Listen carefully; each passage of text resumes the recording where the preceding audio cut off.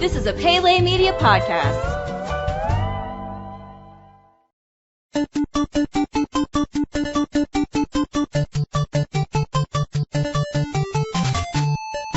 Welcome back to Goonies Minute, everybody. Goonies Minute is the fan podcast where we carefully explore the movie Goonies minute by minute. This is Brady. And this is Chris. And we are joined today for minute number 101 with Mark Landry. Mark is a screenwriter and comic book author and has been a special guest on Ghostbusters Minute a few months back and had a lot of cool stuff to say, and I'm very excited to hear what you have to say about the Goonies today. Mark, thanks for coming on the show. What's going on, man? Thank you, guys. I'm super psyched to be here. Goonies is one of those movies in my kid pantheon right up there with Ghostbusters, so I'm super stoked. It's influenced me, throughout my career, so I'm very excited to talk about it and hang out. Definitely. So before we get into the minute, I just, want to give everybody a rundown of exactly what it is you do. Now, we talked about the fact that you're a screenwriter. How did you get involved in screenwriting?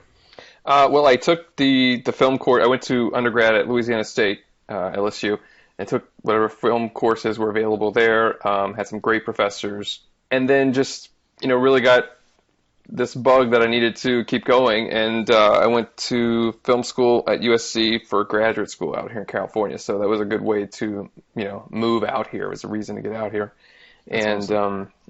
Interned at Lucasfilm, and then another summer interned at the Donner's Company, which is Richard Donner and Lauren Schuler Donner, who I'm sure we'll talk about during this chat. And I think at some point we might talk about Richard Donner. Yeah, maybe in the next minute here. That's right. Yeah. So just kind of, the usual thing, graduating from school, trying to get a job. It was, tough at first. A buddy of mine and I wrote together several projects, and we ended up writing Teen Beach Movie together. And then just kind of kept going from there. It's been a wild ride, and it's the most fun. Awesome. So what is your experience with the Goonies? What's like your earliest memories and thoughts on it? I saw Goonies when I was a little kid, and it was 1985, right? I must have been 6. It was just after the year after Ghostbusters. So Ghostbusters was the first love for me, and then Goonies was next. I thought it was so cool that all these kids were driving the story, and it wasn't like a quote unquote kid story. It wasn't saccharine or silly. To me, at least. I mean, people who are adults, when they saw it, may have thought it was dumb. But I fell in love with it. I thought it was great. So my friends and I in the neighborhood, we were all like the Goonies, and we would try to get into Goonies adventures and run around on our bikes and, make zip lines and all kinds of, booby traps and treasure maps. We tried to, there's one time we tried to, trick this kid in the neighborhood that there was a treasure map. And oh God! We drew a treasure map and dirtied it up and made it look old and burn it a little bit and everything, and we actually buried some it wasn't just a wild goose hunt, and we buried something from was the Brady fire. The name of the guy that you tricked? You would think so. He seemed like he would probably fall for something that, like that. It sounds like it with all the stories that he's told that his brothers used to play on him. So what happened? So the kid, he believed us, and he found the treasure, and it was this little box of fake jewelry that we'd buried. I love playing jokes on people. Yeah, that's awesome. Well, what was his reaction? We didn't let him keep it because it was our stuff. Of course, but sucker. It was sad because looking back on it, it was kind of not cool because he was the kid that whenever we did something like that, he was a target.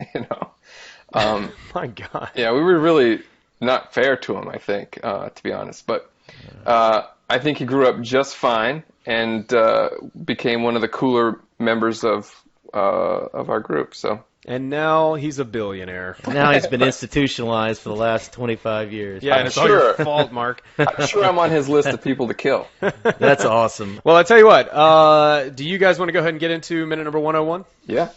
Let's do it. Let's do it. In the previous minute, Ma Fratelli set off One-Eyed Willie's final booby trap. Sloth was able to help the Goonies escape by lifting a boulder so that they could climb out to safety. As the minute ended, the boulder had fallen, presumably sealing Sloth and the Fratellis inside the cave forever. Chunk screamed for Sloth as he was pulled out of the tunnel and onto the beach with the rest of the Goonies. At minute 101, One-Eyed Willie's Rube Goldberg-style booby trap continues. Ropes, pulleys, levers, and gears all swing into action. The anchor is raised out of the water, and the ship's sails drop.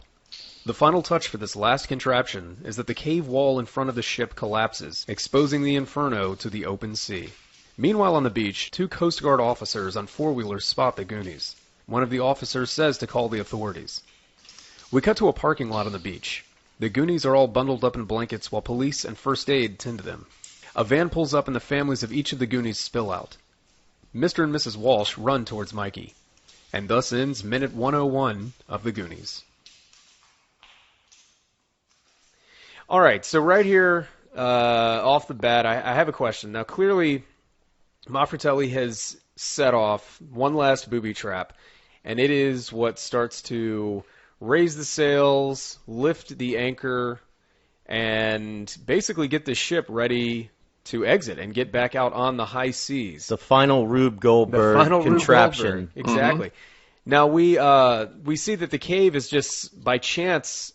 because, the cave is collapsing or, crumbling, and the cave is opening up right in front of the ship. So, was it just some kind of weird happenstance that the ship is positioned in such a way that it will be able to just sail right out? Is this just like a happy accident, or am I missing something here? No, that's One-Eye Willie's design.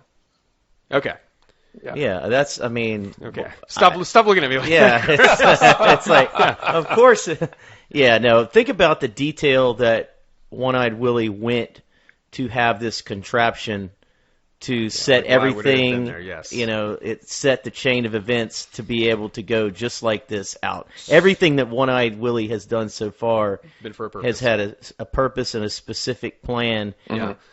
But we don't see how he got the cave wall to kind of break open, do we? No, I think that's a movie making trick because they didn't know how to do it.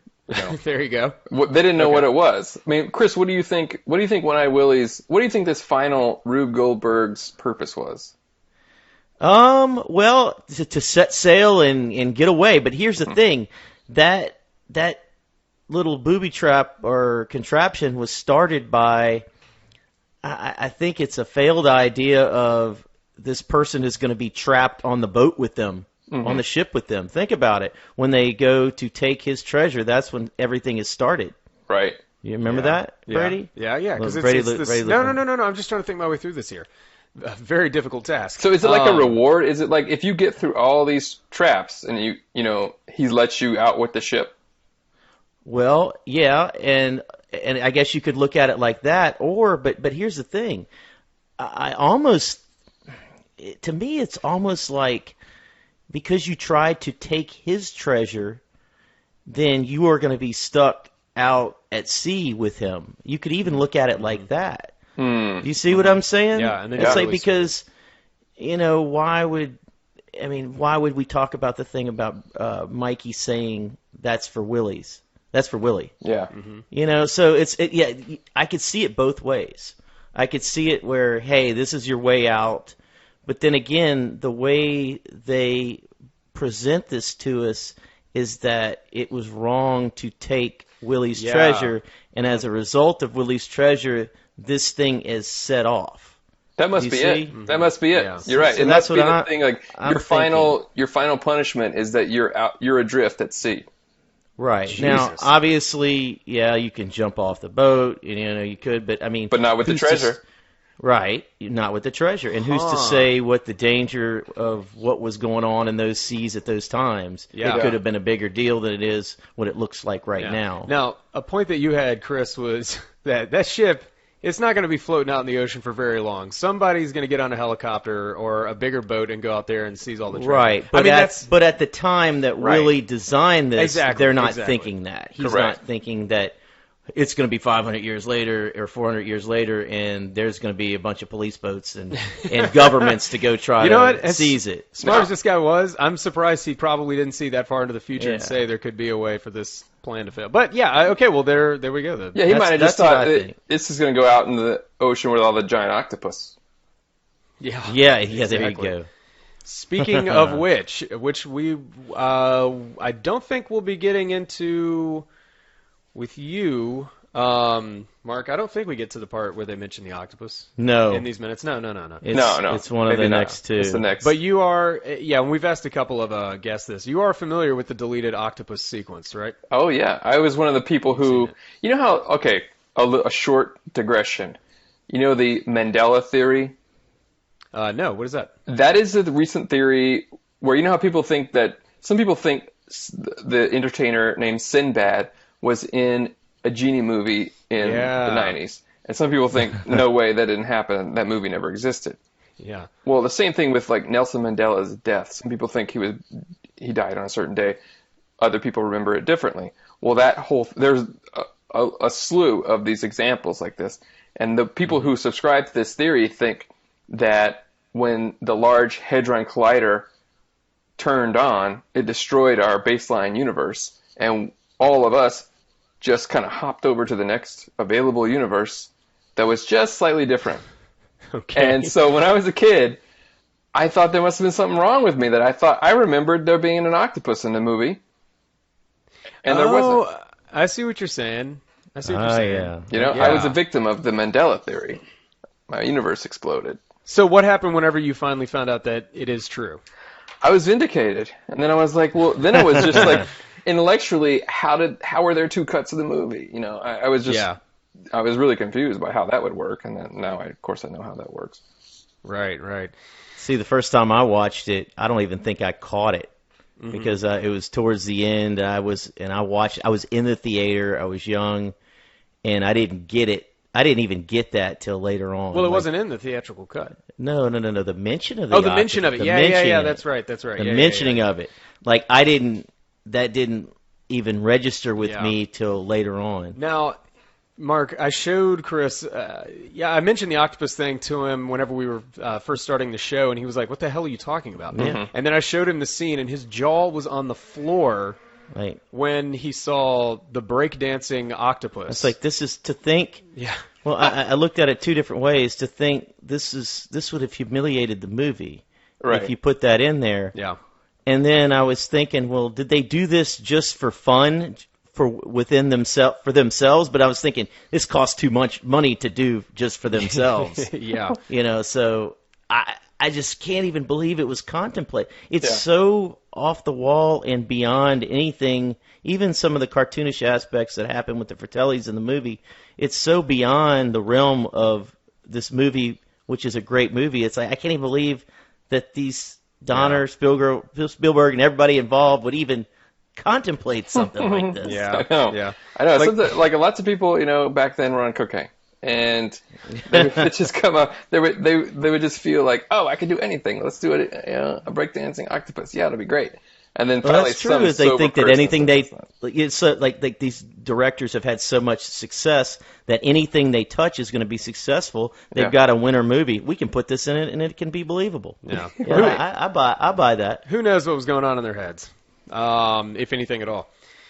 So one of the charms of the Goonies is the Rube Goldberg booby traps that are throughout the movie. We've come to just be, I mean, there's just everything about that system, the Rube Goldberg system, is so fascinating, and it just really commands your attention, and you're following every detail of it along and trying to make sense of it as it goes. It's very challenging. Now, we've talked about different things regarding these two contraptions throughout our minutes, but Mark or Brady, one thing it did for me is I would use, after seeing this movie, it was so cool the way they opened the gate right in the beginning of the movie. Yeah. After Chunk does the truffle shuffle. Yeah. But did either of you ever try to come up with different contraptions to do different things? I think I did. I liked the idea of it was so cool. I don't know if I could ever put my head to do anything like that, but it was just like any type of chain reaction thing I just thought was so cool.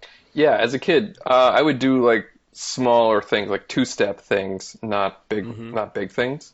And then, you know, I'd do stuff like, there was a hook on the ceiling in my bedroom, and it must have been for like a light cord or something from the previous people who lived there. And I was like, oh, what can I do with that? And then like I had a little cardboard box, and I put all my action figures in it, and it was like their base, and then I would rig it up and pull it so that the base was in the sky, and it was like, you know, floating there. That's so cool. But that was like very Goonies inspired, you know. It's just like, Well, I tell you what I would do is kind of stupid. I would take dominoes for like put them off like going on a top of a shelf, and when the last one would fall, and try to set it to where it hit another shelf, to where it hit another shelf, or to like that's the kind of stuff that I would do. You know, the band OK Go, I think they have a series of music videos that are all just incredibly complex Rube Goldberg contraptions that are really cool. I knew this kid growing up, and I mean, this was a fat, lazy, just worthless kid, and if he could stay in bed and watch TV and eat sweets forever, he would. And he did. Because this dude just had like an engineer's mind, just such a way of thinking that he was able to pull this off, make it work for himself.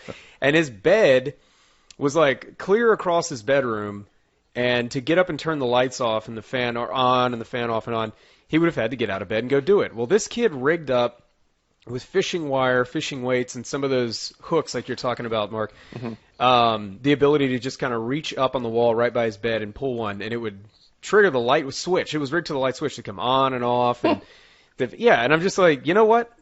You can have it. Like, and then Ferris Bueller's Day Off. Remember, in the bedroom to set the snoring. That was so awesome. With the trophy, that was great. Yeah, and it would turn the mannequin so it seemed like he was under there. Exactly. Perfect. I love that. So, okay, in this minute, we are finally outside. We are finally outdoors for the first time in a long time, probably over an hour. And whenever I was watching it, I noticed, like, oh my God, I hadn't even thought about it, you know, that we've been indoors this entire time. And I think that's a testament to how engaging this film is the fact that you don't even think about that, whether or not you're. I've got a question for y'all. Yes, sir. How do they? It's like they just magically know to go look on the beach for them. I mean, like the way they, or like, I don't know, maybe that was close to an entrance or something. You don't think it was by chance? They just happened to be might have been on their four-wheelers? They called them goobers. Yeah, literally I goobers. thought that was. There go them goobers. How long have they been missing? How long have they been missing for? That was Richard Donner. I think that's in the next minute that he finally shows up. But how long have they been missing for? I get the feeling it's like 2 to 3 days, maybe something like that. I don't know. Maybe longer. I mean, based on the craziness that occurs on the beach, then it does seem like it would be that much. But something tells me when they were talking about it, whenever they were at Mikey and Brand's house, they said something, and Troy's dad comes by. I think we're going to come by in the morning to sign the papers. So honestly, we're just looking overnight. No. You think? That's what I think. Maybe. Because they based don't on what he sleep or says. anything, And then even Mikey says one time, come tomorrow at this time, we won't have a home. So this movie takes place in one day. Yeah, it's basically overnight. So don't you think that's a lot of commotion for these kids to be missing just overnight? Well, I would say that given our 80s villains of the real estate people, which is a whole other topic that I'd love to discuss, the degree of the search party might be in somewhat thanks to the urgency of these real estate villains to get that signature. Very good point there. And especially with a small town like this, and considering the pull that Troy's father has. Do we even get his name? Mr. Perkins? Mr. Perkins. Mr. Perkins, of course. Yeah, Mr. Perkins. Yeah, Walsh. I tell you what, I'm writing a note down to talk about this real estate villains theory of yours, which is going to be when Mr. Perkins shows up. That's minute 105 that we're going to be getting into pretty soon. Yeah, I can't wait to. Yeah, I know. We have a real estate agent sitting right across from me right here. Yeah. So. Oh, nice. I'm telling you. All right, everybody. Well, we're going to resume here tomorrow with minute number 102, and we're going to have special guest Mark Landry on again. So until then, this is Brady. And this is Chris. And we're here to remind you that Goonies never say die.